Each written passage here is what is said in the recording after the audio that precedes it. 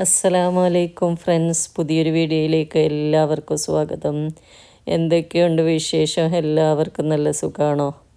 നമുക്ക് നല്ല സുഖം, അൽഹംദുലില്ലാ. പിന്നെ ഇന്നത്തെ വീഡിയോ എന്താണെന്ന് പറഞ്ഞാൽ, നമ്മൾ ടൈറ്റിലെല്ലാം കണ്ട പോലെ തന്നെ നല്ല നാടൻ പത്തൽ നമ്മൾ ഗൾഫിൽ കിട്ടുന്ന പുട്ടുപൊടിനെ കൊണ്ട് എങ്ങനെ ഉണ്ടാക്കുക എന്നതിൻ്റെ വീഡിയോ ഒന്ന് കേട്ടോ. ഞാനൊരിക്കൽ ഉണ്ടാക്കി നോക്കിയിട്ട് അടിപൊളി, കണ്ടാൽ നിങ്ങൾ കാണുമ്പം തന്നെ മനസ്സിലാവും. നല്ല സോഫ്റ്റും നല്ല വെളുത്ത നമ്മൾ കണ്ണൂർ പത്തൽ അതേ ആ പൊടിയോട് ഉണ്ടാക്കുന്ന അതേ പത്തൽ, എനിക്കൊന്ന് അതിനെക്കാട്ടി കുറച്ചും കൂടെ നല്ലതായി, നല്ല പൊള്ളി വന്നിട്ട് അടിപൊളി പത്തൽ. അപ്പം നിങ്ങളൊന്ന് ഇതുവരെ ഇങ്ങനെ ഉണ്ടാക്കിയിട്ടില്ലെങ്കിൽ ഒന്ന് ട്രൈ ചെയ്ത് നോക്കിയിട്ട് അഭിപ്രായങ്ങൾ കമൻറ്റിലൂടെ അറിയിക്കുകയും എൻ്റെ വീഡിയോ ഇഷ്ടപ്പെടുകയാണെങ്കിൽ ഒന്ന് ലൈക്ക് ചെയ്യുകയും നിങ്ങൾ ഫ്രണ്ട്സിനും ഫാമിലിക്കെല്ലാം ഒന്ന് ഷെയർ ചെയ്യുകയും ചെയ്യണം കേട്ടോ. നമുക്കെങ്ങനെയെന്ന് ഇത് ഉണ്ടാക്കുന്നത് നോക്കിയാലോ.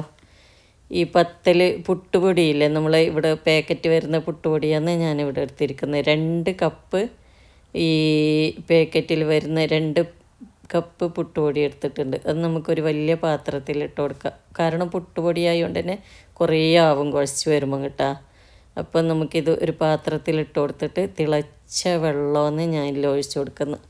നമുക്ക് തിളച്ച വെള്ളം ഞാനിതിൽ 2 കപ്പിന് ഫസ്റ്റ് 4 കപ്പ് ഒഴിച്ച് കൊടുത്തിട്ടുണ്ട്. ഈ പുട്ടുപൊടി പെട്ടെന്ന് വെള്ളം ഒബ്സോർബ് ചെയ്യുന്നതുകൊണ്ട് തന്നെ നമുക്ക് കുറച്ച് അധികം ഒഴിക്കേണ്ടി വരും. അങ്ങനെ 4 കപ്പ് ഒഴിച്ചിട്ട് പോരാഞ്ഞിട്ട് ഞാൻ വീണ്ടും 1 കപ്പും കൂടെ ഒഴിച്ച് കൊടുത്തിട്ടുണ്ട് കേട്ടോ. അങ്ങനെ 5 കപ്പ് വെള്ളം. അത് കുറച്ചധികമായി പോയാൽ പ്രശ്നമില്ല കേട്ടോ. അത് തണുക്കുമ്പോൾ ശരിയായി വരും, കട്ടിയായിട്ട് വരും. അങ്ങനെ നമുക്ക് എന്താക്കാം, ഉപ്പിട്ട് കൊടുത്ത് 1 സ്പൂണോട് നന്നായി മിക്സ് ചെയ്തിട്ട് അടച്ചു വെക്കാം. നമ്മൾ പത്തിരിക്കല്ലോ എന്നെങ്കിൽ പിന്നെ ആദ്യം തന്നെ തണുക്കാൻ മുമ്പേ ചൂടോടെ തന്നെ നന്നായി കുഴച്ചെടുക്കണ്ടേ കൈയോട്. അങ്ങനത്തെ പണിയൊന്നുമില്ല. ഇത് സ്പൂണോടൊന്ന് ജസ്റ്റ് മിക്സ് ചെയ്തതിന് ശേഷം നമുക്ക് അടച്ചു വെക്കാം.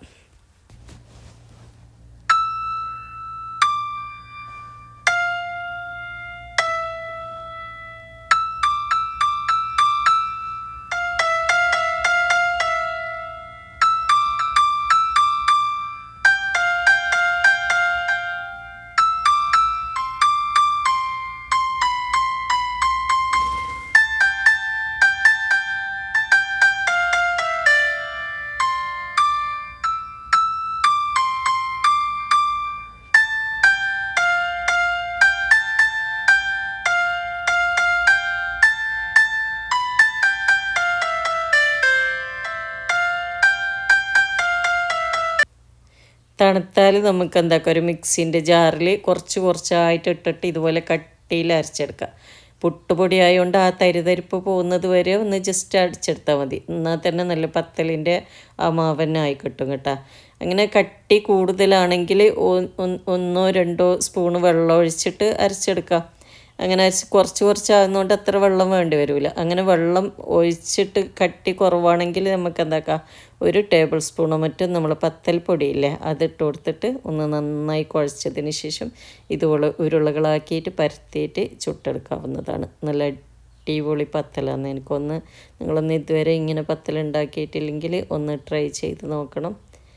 പിന്നെ ഇത്രയും നല്ല സോഫ്റ്റ് പത്തൽ നമുക്ക് എടുത്ത് പൊടിയെ കൊണ്ട് തന്നെ ആക്കാൻ കഴിയുമെങ്കിൽ പിന്നെ നമുക്ക് അങ്ങനെ കൊണ്ടുവരുമൊന്നും വേണ്ടാലല്ലേ.